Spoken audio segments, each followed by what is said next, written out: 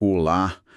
Hoje a gente vai mergulhar fundo no código-fonte da vida, que é a citologia, o estudo das células.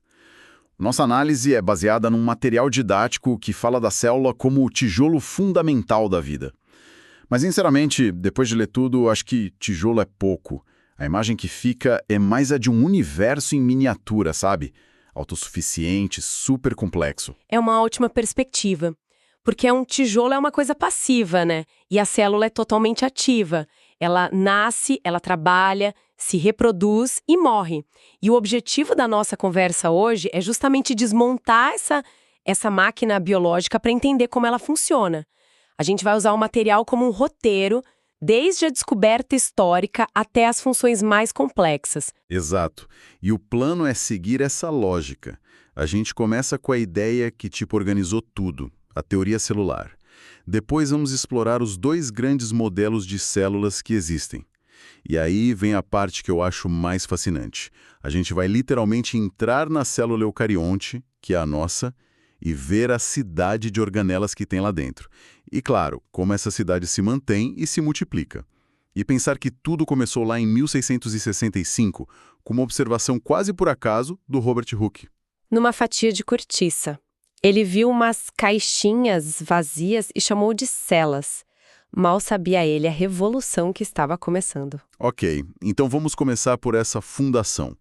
O material apresenta a teoria celular como um dos grandes pilares da biologia. Na prática, o que essa teoria nos diz? Quais são as regras do jogo que ela estabeleceu? Basicamente, são 3 regras. Hoje elas parecem simples, mas na época foram, revolucionárias. Imagino. Qual é a primeira? A primeira: todo ser vivo, sem exceção, é feito de células. Pode ser uma ameba ou uma baleia azul. Não existe vida fora desse padrão. Certo. Sem exceções. E a segunda? A segunda é que a célula é a unidade básica da vida. Ou seja, se você quebrar uma célula, o que sobra não está mais vivo. A vida acontece dentro dela. Faz todo sentido. E a terceira?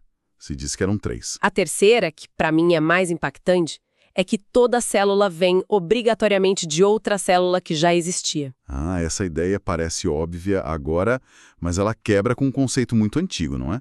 A tal da geração espontânea. Exatamente.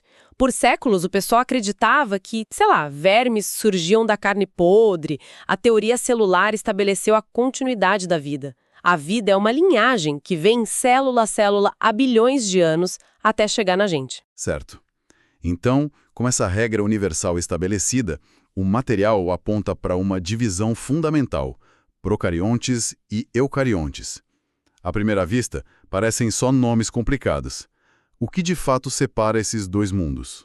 Olha, a separação é brutal e se resume a uma palavra: organização. As células procariontes são um modelo minimalista, sabe? O rápido e simples. E o que isso significa na prática? A característica principal é que elas não têm um núcleo definido. O material genético delas, o DNA, fica meio que solto no citoplasma. Espera um pouco. Então o manual de instruções completo da célula fica boiando no meio de tudo? Isso não parece um pouco arriscado? Parece, e é, mas é uma estratégia de alta velocidade. Pensa nas bactérias, que são o exemplo clássico. Elas precisam se multiplicar o mais rápido possível. Essa simplicidade toda permite isso. Mas para um organismo complexo, multicelular como a gente, seria um caos. Por isso a evolução investiu num outro modelo, o modelo de luxo, a célula eucarionte. O modelo de luxo. Gostei. E qual é o grande upgrade desse modelo? O principal upgrade é o cofre. As células eucariontes têm um núcleo, uma estrutura com membrana que protege o DNA.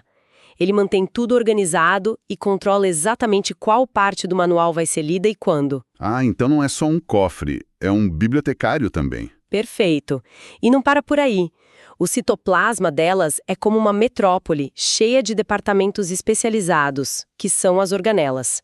Nós, as plantas, os fungos, a gente roda com esse sistema operacional mais avançado. Ok, então vamos fazer isso. Se a gente pudesse encolher e entrar numa célula eucarionte, como seria essa cidade em miniatura que o material descreve? Bom, a primeira coisa que você notaria seria o centro de comando, o núcleo. O cérebro da célula, como diz o material. Mas eu fiquei pensando nessa analogia. Um cérebro toma decisões, reage. O núcleo me parece mais passivo, tipo uma biblioteca. Ele guarda informação, mas a decisão de usar vem de fora, né? Exato. É uma biblioteca de projetos. Essa analogia é muito mais precisa. Ele guarda o DNA e só transcreve as partes necessárias quando recebe uma ordem. Agora, para construir qualquer coisa, a cidade precisa de energia. E aí é que entram as mitocôndrias. Exatamente, as usinas de energia. Elas pegam o combustível, tipo a glicose, e convertem em ATP, a moeda energética da célula. E o mais incrível, que o material não aprofunda, mas vale a pena falar, é aquela teoria de que elas eram bactérias independentes no passado, né? A teoria da endossimbiose é uma das ideias mais bonitas da biologia.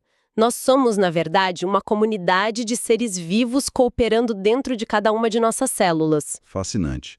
E quem usa essa energia para, de fato, construir as coisas? São os ribossomos. Eles são os operários, as impressoras 3D da célula.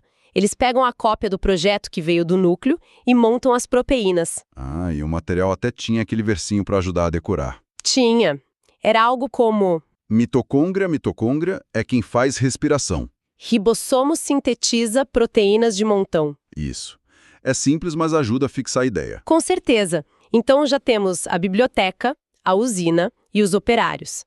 Mas precisa de uma logística. Um sistema de produção e entrega. E essa é a função do retículo endoplasmático e do complexo de Golgi. O retículo é tipo um grande complexo industrial. A parte rugosa monta proteínas para exportação. Por causa dos ribossomos grudados nele, que parecem rugas. Isso. E a parte lisa produz gorduras e desintoxica a célula. Depois que os produtos saem dessa fábrica, eles vão para o complexo de Golgi. Que seria o centro de distribuição, os correios da célula. Exatamente. O Golgi recebe tudo, faz os ajustes finais, empacota em vesículas e etiqueta com o endereço de entrega correto. É um sistema de logística impressionante. E o lixo? Toda cidade produz lixo. O departamento de saneamento e reciclagem são os lisossomos. São pequenas bolsas cheias de enzimas que digerem o que não serve mais. Se uma organela fica velha ou se a célula engole uma bactéria, os lisossomos desmontam tudo. E o material reciclado pode ser usado de novo. Exato! E o mais interessante é que, quando os lisossomos falham, a célula começa a acumular lixo tóxico. Muitas doenças neurodegenerativas, por exemplo, estão ligadas a essa falha no sistema de limpeza. Nossa, então não é só uma função de limpeza, é de manutenção da saúde da célula. Falando nisso, o material dá uma atenção especial às células vegetais. Elas têm uns superpoderes exclusivos, né? Tem, sim. São 3 estruturas que uma célula animal como a nossa não tem. A primeira é a parede celular. Uma armadura. Uma armadura externa, rígida, feita de celulose. É ela que dá a forma e a sustentação para a planta. A crocância de uma folha de alface é a parede celular. Faz sentido. É o exoesqueleto da planta, célula por célula. E o segundo superpoder? O de criar o próprio alimento. Esse vem dos cloroplastos, os conversores de energia solar. São organelas verdes que fazem a fotossíntese. Elas captam a luz do sol e usam para transformar gás carbônico e água em glicose. É o processo que sustenta quase toda a vida no planeta. Praticamente toda a teia alimentar depende disso. É fundamental. E a terceira exclusividade. O material mencionou algo sobre água. Sim, o vacúolo central. Imagina um balão de água gigante, que ocupa quase a célula toda. Ele não só armazena coisas, mas ele empurra o citoplasma contra a parede celular, criando uma pressão interna. A pressão de turgor. Exato. É isso que mantém as folhas e os caules firmes. Quando uma planta murcha, é porque os vacúolos perderam água. É um esqueleto hidráulico, então. Perfeita definição. Ok, já exploramos essa cidade complexa, mas como ela controla suas fronteiras e, mais importante, como ela se multiplica? Certo, vamos para a fronteira. A membrana plasmática. Ela não é uma parede, é uma fronteira inteligente. Ela funciona como um controle de passaporte, sabe? Decide o que entra e o que sai. E como as coisas atravessam? Existem 2 formas. A mais simples é o transporte passivo, como a difusão. As substâncias se movem do lugar mais concentrado para o menos concentrado. É como uma bola rolando ladeira abaixo. Não gasta energia. Mas e se a célula precisa empurrar a bola ladeira acima, trazer para dentro algo que já tem pouco lá fora? Aí entra o transporte ativo. Para ir contra o fluxo natural, a célula precisa gastar energia, aquele ATP das mitocôndrias. A membrana tem proteínas que funcionam como bombas que empurram as moléculas na direção certa. Ok, fronteiras controladas. Agora, a questão final, a reprodução. O material destaca dois processos, mitose e meiose. Qual é a lógica por trás deles? A lógica é o objetivo, são duas ferramentas para propósitos diferentes. A mitose é o modo fotocópia, o objetivo é crescimento e reparo. Quando a gente se corta, as células da pele fazem mitose para fechar a ferida? Exato. Uma célula-mãe se divide e cria duas células filhas geneticamente idênticas a ela, com o mesmo número de cromossomos. A dica do material é ótima. Mitose igual a manutenção. É impressionante pensar que isso está acontecendo agora, em trilhões de células no nosso corpo. E quando esse controle de cópia falha, temos a origem do câncer.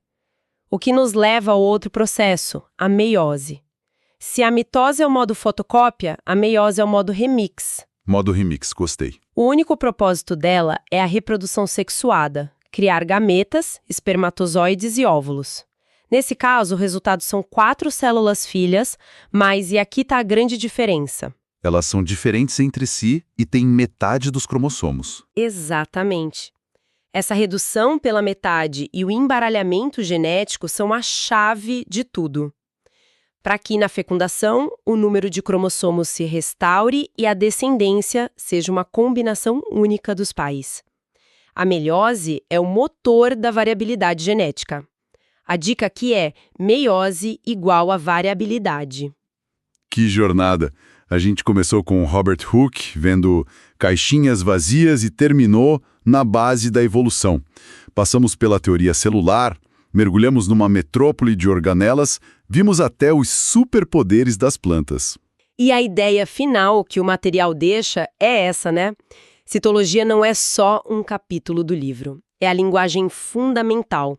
Entender a célula é o primeiro passo para entender genética, fisiologia, medicina. Tudo, no fim das contas, sempre volta para a célula. Com certeza. E para deixar uma reflexão final, baseada na nossa conversa. Nós falamos dos lisossomos, o sistema de reciclagem. Mas existe um controle de qualidade ainda mais drástico: a apoptose, a morte celular programada. A célula pode iniciar seu próprio desmonte organizado pelo bem do organismo. Isso me faz pensar: o que é mais fascinante? A complexa maquinaria que mantém uma célula viva, ou o programa igualmente complexo que a instrui a morrer de forma limpa, mostrando que a morte de uma célula pode ser tão vital para o todo quanto a sua própria vida.